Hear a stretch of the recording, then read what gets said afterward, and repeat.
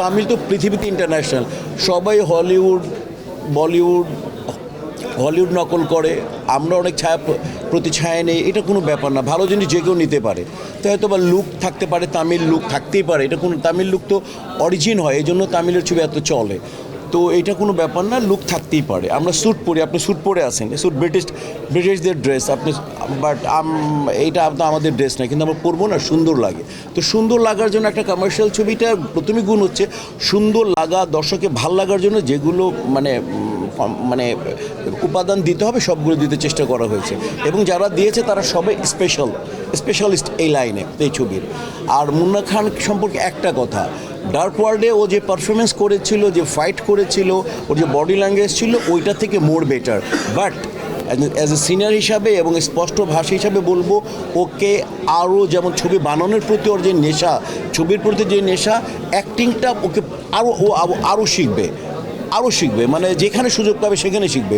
ও ভালো বিজনেসম্যান, ওইটার পাশাপাশি যেহেতু শিল্প সংস্কৃতি অত্যন্ত পছন্দ করে, সেই সূত্রে আমি বলবো অ্যাজ এ সিনিয়র হিসাবে ওকে আর গত থেকে অনেক ভালো। আপনার দেখে অবাক হয়ে যাবেন বডি ল্যাঙ্গুয়েজটা, আমরা আর্টিস্টটা বডি ল্যাঙ্গুয়েজ অত্যন্ত অপরিহার্য। এই ছবিতে কমার্শিয়াল ছবিতে পারফরমেন্স আমার সামনে পারফরমেন্স করবে, ববির সামনে, তারপরে শানু শিবা, মানে সব বড় বড় আর্টিস্ট এই ছবিতে, খালেদা আপা, তারপর হচ্ছে ববি ভাইয়া বলেছে, মানে যারা অনেকে সিনিয়র আছেন, তোর সামনে সে মানে ওর পারফরমেন্সও করবে, নিজেরটাও জাহির করবে। তো গতবার থেকে এবার তার পারফরমেন্স মোর বেটার, বাট আমি এক্সপেক্ট করব এখন তাকে প্রতিনিয়তই ভালো করতে হবে, কারণ কমার্শিয়াল ছবিতে ভাই নর্মাল কোনো কিছু করা যাবে না। কমার্শিয়াল ছবিতে টিকে থাকতে হলে আমাকে স্পেশাল কিছু করতে হবে, ওর ভিতরে চেষ্টা আছে, এটা অব্যাহত থাকবে, এবং ওকে খুঁজে বের করতে হবে আমি কিভাবে আরও ভালো করব, এই আমি প্রত্যাশা।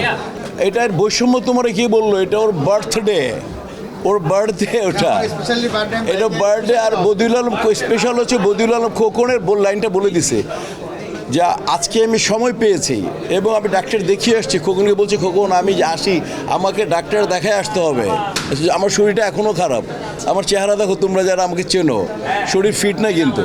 তো ঘটনা হচ্ছে যে আমি ভাই ব্যস্ত করে থাকি না, সবসময় ব্যস্ত থেকেছে। আমরা তো কখনো ওই ঈদের ছবি দেখি, আর ছবিতে আমরা কখনো আমাদের যে কমার্শিয়াল ছবি তো কখনো তো আমরা ওইভাবে কখনো যাই না। এবার আমি তুলনামূলকভাবে টহরতে একটু কমই যাই তুলনামূলকভাবে, কারণ আমার কাজ থাকে।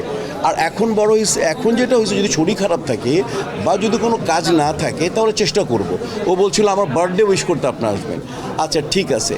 আর খোকনের আমি আসার মূল কারণ হচ্ছে, আমি বলবো যে বেশিরভাগ কারণটা কি, আমি খোকনের বলছিলাম, খোকন শরীর ভালো থাকলে আমি ডাক্তার দেখা যদি পাই আসবো।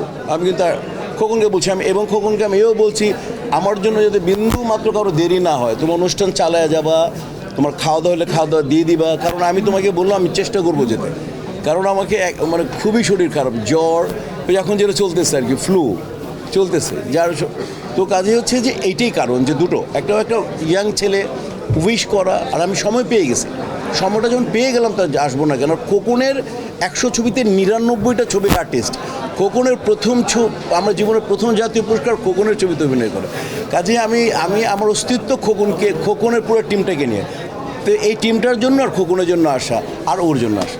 Thank you very much.